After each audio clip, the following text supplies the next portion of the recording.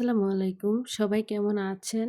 I hope সবাই অনেক বেশি ভালো আছেন। আলহামদুলিল্লাহ আমিও আমার পরিবার পরিজন নিয়ে ভালো আছি। এই তো প্রতিদিনের মতো আবার একটু নতুন লাইফস্টাইল ব্লগ নিয়ে এসেছি আপনাদের মাঝে। আশা করি আজকের ব্লগটি আপনাদের অনেক বেশি ভালো লাগবে। আজকের ব্লগে আমি সকালবেলায় আরকি এখানে সকালে নাস্তা রেডি করে নিচ্ছিলাম। তো সকালের নাস্তায় আজকে রুটি পরোটা করব। আর রুটিগুলো যদিও রুটি করেছি তবে তেল দিয়ে ছেঁকে নেব একটু পরোটা টাইপের আরকি। আর পরোটার সাথে কিন্তু দুধ চা খেতে অনেক বেশি ভালো লাগে। আর আমার কিন্তু খুবই পছন্দের একটা খাবার হচ্ছে পরোটা আর দুধ চা।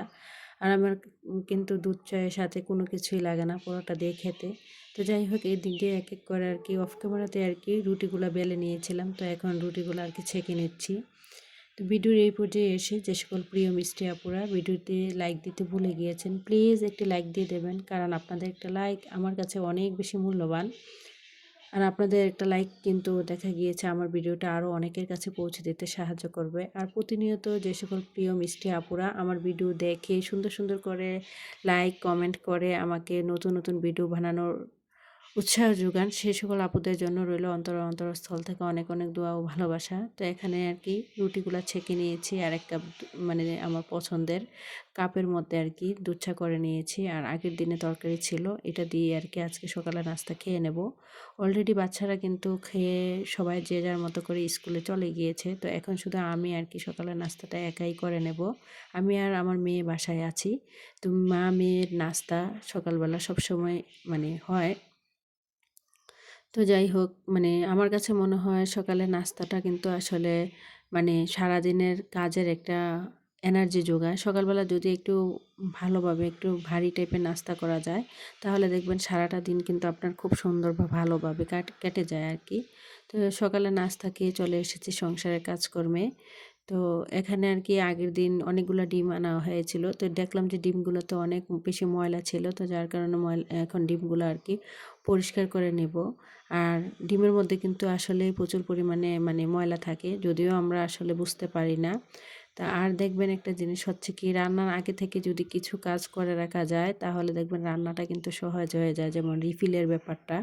তো দেখলাম যে আসলে তেলটা শেষ হয়ে গিয়েছে, যে ভাবলাম যে তেলটা এখন একটু রিফিল করে নেই। ডিমগুলা কিন্তু আমি পানিতে ভিজিয়ে রেখেছি, কারণ ডিমের মধ্যে দেখলাম একটু শক্ত টাইপের আর কি ময়লা আটকে আছে। তো এগুলা যদি ভিজিয়ে না রাখি দেখা গিয়েছে সাথে সাথে আর কি পরিষ্কার হবে না, যার কারণে একটু ভিজিয়ে রেখেছি। কিছুক্ষণ পর আর কি পরিষ্কার করে নেব। তো এদিক দিয়ে আর কি দেখলাম যে মশলা জারের উপরে অনেক বেশি ময়লা পড়ে আছে। তো আমি কি করি, সবসময় আমার চোখের সামনে যা কিছু ময়লা দেখি না কেন সাথে সাথেই চেষ্টা করি আর কি সেটা সাথে সাথে পরিষ্কার করে নেওয়ার জন্য। এতে করে দেখা গিয়েছে আপনাকে যে একটা ডিপ ক্লিনের ব্যাপার থাকে কয়েকদিন পরে পরে, সেটা আর করতে হয় না।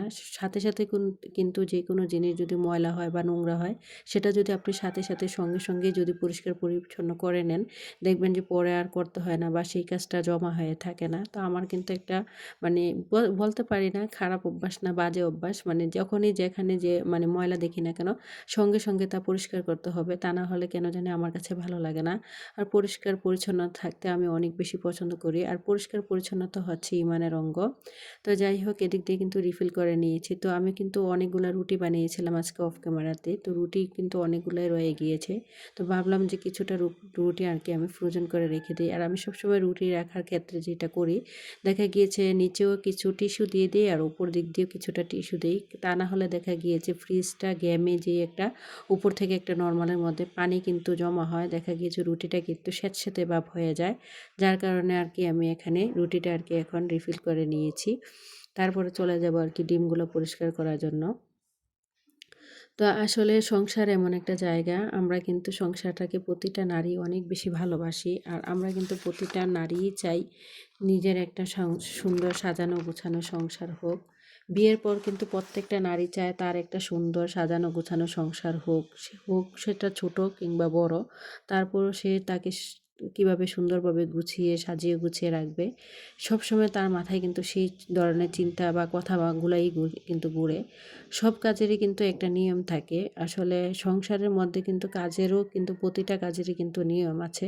যা আমরা যদি প্রতিদিন একই নিয়ম বা ফলো করে যদি কাজগুলো করি, দেখবেন কাজগুলো করে নিতে কিন্তু সহজ হয়ে যায়। তো আজকের ভিডিও টাইটেল আর থাম্বনেল দেখে হয়তো বুঝতে পেরেছেন। আসলে বাসাবাড়ি পরিষ্কার মানে পরিষ্কার রাখার সহজ কিছু উপায় আর কি আজকে আপনাদের সাথে শেয়ার করব। আর দেখা গিয়েছে রমজান মাস যেহেতু চলেই এসেছে, তো রমজান উপলক্ষে আর কি বাসাটা পরিষ্কার করে নিলাম, ছেলেদের রুমটা আর কি। তাই আর কি আজকে আপনাদের মাঝে শেয়ার করব। তো এই রমজান মাস তো প্রায় চলেই এসেছে, দেখতে দেখতে প্রায় একটা বছর চলেও গিয়েছে। গত রমজান চলে গিয়ে আবার নতুন মানে এবারে রমজানও চলে এসেছে। আসলে দিনগুলা যে কোন দিক দিয়ে যায়, কোন দিক দিয়ে আসে আমরা কিন্তু বলতেই পারি না। আসলে আমাদের জীবন থেকে কিন্তু প্রতি বছর এভাবে করে কিন্তু একটা একটা করে বছর কিন্তু হারিয়ে যাচ্ছে। আমরা কিন্তু বুঝতেই পারছি না।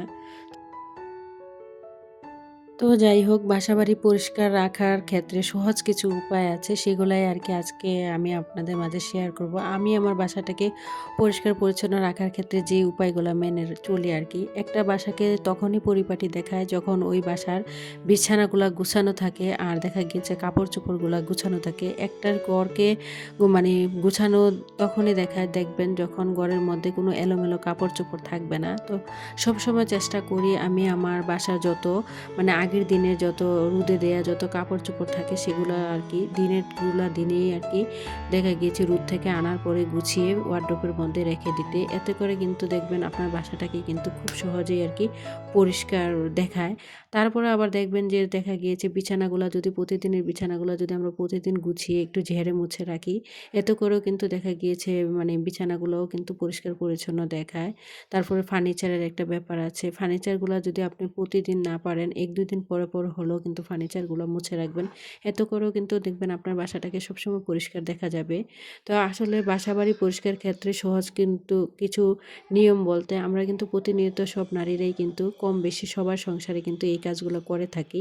অনেকে আবার বলবেন যে নিয়ম বলার কি আছে? আসলে আমি আমার সংসারটাকে পরিষ্কার রাখার ক্ষেত্রে আমি যেই নিয়মগুলা বা যেই সহজ কিছু উপায় মেনে চলি আর কি সেগুলাই আর কি বলছি। আমি সবসময় চেষ্টা করি প্রতি সপ্তাহে একবার করে আর কি আমার বাসার যত ঝুল আছে সেই ঝুলগুলো আর কি ঝেড়ে নেওয়ার জন্য।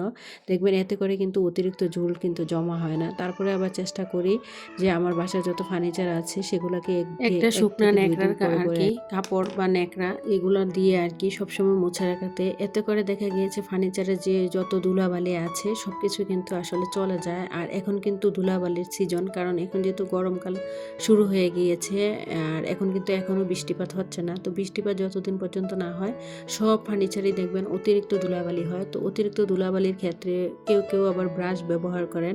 তো আমি কিন্তু ব্রাশও ব্যবহার করি, আবার অনেক সময় দেখা গিয়েছে শুকনা জাতীয় আর কি কাপড় দিয়ে ঘরের ফার্নিচারগুলো পরিষ্কার করি। তারপর প্রতি মাসে আমি চেষ্টা করি একবার হলেও আমার বাসার যে ফ্যান আছে ফ্যানটাও পরিষ্কার করে রাখার জন্য। এতে করেও কিন্তু দেখা গিয়েছে বাসাটাকে সবসময় পরিষ্কারই দেখায়। তো দেখতে, দেখতে কিন্তু রমজান মাস চলে এসেছে। তো রমজানের আগে যদি আমরা একটু, একটু করে পরিষ্কার পরিচ্ছন্নর কাজগুলো করে নিই, এতে করে দেখবেন আপনার বাসা কিন্তু সবসময় পরিষ্কার থাকবে। যেমন বাসার রুম মোছা বা ঝুল ঝাড়া, ফ্যান পরিষ্কার করা, বাসার যত পর্দা আছে পর্দাগুলো যদি আমরা রমজানের আগে আর কি ধুয়ে পরিষ্কার করে রাখি, এতে করে দেখা গিয়েছে রমজান মাস আসলে আর আমাদের সেই কাজগুলো করতে হবে না। আর রমজান আসলে দেখবেন বাড়ি টাইপের কাজগুলো করতে গেলে অনেক বেশি কষ্ট হয়। তো রমজান তো দেখতে, দেখতে চলে এসেছে, যার কারণে আজকে কিন্তু ছেলেদের রুমটা আর কি পরিষ্কার করে নিয়েছি।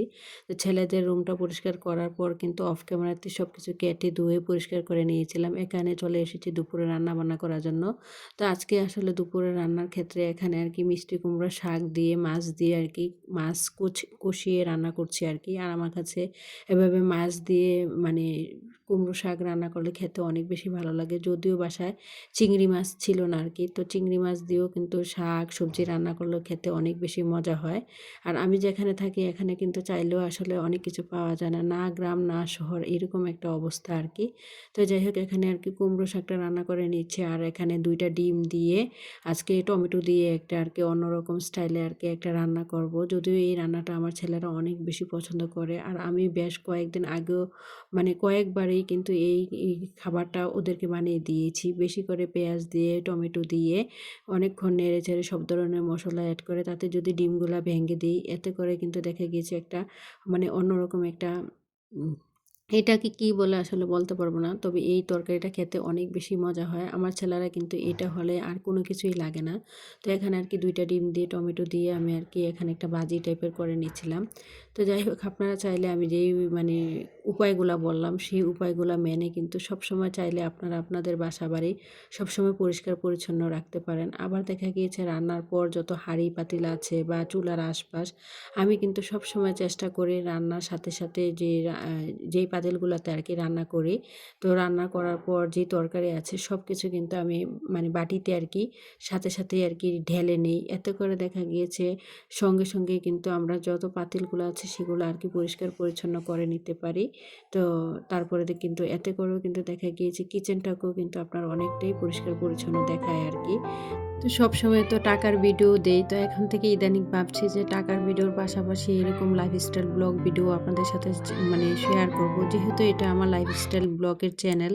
তো আসলে লাইফস্টাইল ব্লগের মধ্যে আমি মনে করি কি আমার লাইফে আমি কি করি না করি সবকিছুই আপনাদের মাঝে শেয়ার করা আমার দরকার। শুধু, শুধু যে টাকার ভিডিওতে ভিউজ হয় বলেই যে আমি শুধু টাকার ভিডিও বানাবো আসলে আমার কাছে ভালো লাগে না। এই চ্যানেলটা অনেক শখ করে খুলেছিলাম যে আমার লাইফে আমি কি করি না করি, কোথায় যাই, কি রান্না করি, কি করি না করি সবকিছু আপনাদের মাঝে শেয়ার করার জন্য। তো যাই হোক, তো আজকে আরকি লাইফস্টাইল ব্লগ শেয়ার করলাম। তো আপনাদের সাথে কথা বলতে, বলতে কিন্তু এখানে রান্নাগুলোও করে নিয়েছি। তো রান্নার পরে যে অতিরিক্ত হাঁড়ি পাতিলগুলো থাকে, আমি মনে করি একটা বাসা তখনই পরিষ্কার পরিচ্ছন্ন বা গুছানো দেখায় যখন একটা রান্নাঘর বা কিচেন পরিষ্কার পরিপাটি থাকে। তো আমি সবসময় চেষ্টা করি বাসাটাকে পরিপাটি গুছানো রাখার পাশাপাশি আমার কিচেনটাকে খুব সুন্দরভাবে পরিষ্কার পরিচ্ছন্ন করে রাখতে। যদিও ভাড়া বাসায় থাকি সবকিছু মনের মতো হয় না। কারণ কিচেনটা অনেক বেশি ছোট। আর আমার কিচেন এত বেশি ছোট কি বলবো মানে বলার মতো না। আমার মনে হয় না কারো মনে হয় এত ছোট একটা কিচেন থাকে। তো যদিও আমার কিচেনটা অনেক বেশি ছোট তারপরেও আমি সবসময় চেষ্টা করি এই ছোট্ট কিচেনটাকে সবসময় পরিষ্কার করে রাখার জন্য, গুছিয়ে রাখার জন্য। তো আমি মনে করি কি একটা কিচেন তখনই গোছানো থাকে যখন তার মানে কিচেনের অতিরিক্ত হাঁড়ি, পাতিল সবকিছু আরকি গুছানো, পরিষ্কার পরিপাটি থাকে। তো সবসময় আমি চেষ্টা করি রান্নার পরে যত তরকারি আছে সবকিছু আরকি বাটির মধ্যে ঢেলে নিয়ে যে অতিরিক্ত পাতিলগুলা থাকে সেগুলো আরকি সঙ্গে, সঙ্গে ধুয়ে পরিষ্কার করে রাখার জন্য। এতে করে দেখবেন আপনার কিচেনটা কিন্তু অনেকটাই গুছানো এবং পরিষ্কার দেখাবে। তারপরে আবার চেষ্টা করি রান্নার পরে যে চুলার আশেপাশে একটা তেল চিটচিটে ভাব হয়। সবসময় সঙ্গে, সঙ্গে আরকি চুলার আশপাশ মুছে নেওয়ার জন্য, বেসিংয়ের আশপাশ মুছে নেওয়ার জন্য। এতে করেও কিন্তু দেখবেন আপনার মানে কিচেনটাও পরিষ্কার মানে থাকবে। একটা বাসা যদি পরিপূর্ণ হয় সেটা কিন্তু কিচেনকে বাদ দিয়ে নয়। তার জন্য আমি মনে করি কি সব বাসার সবকিছু পরিষ্কার রাখার পাশাপাশি কিচেনটাকেও কিন্তু পরিষ্কার পরিপাটি রাখতে হবে। তো যাই হোক এদিক দিয়ে চুলাটাও পরিষ্কার করে নিচ্ছি। তো আমি যেই সহজ উপায়গুলো মেনে সবসময় আমার বাসাটাকে পরিষ্কার রাখি আপনাদের সাথে শেয়ার করলাম। আশা করি ভিডিওটা আপনাদের অনেক বেশি ভালো লাগবে। আমার পরবর্তী ভিডিও দেখার আমন্ত্রণ জানিয়ে আজকের মতো ভিডিওটা এখানে শেষ করলাম। সবাই ভালো থাকবেন। খোদা হাফেজ। আসসালামু আলাইকুম।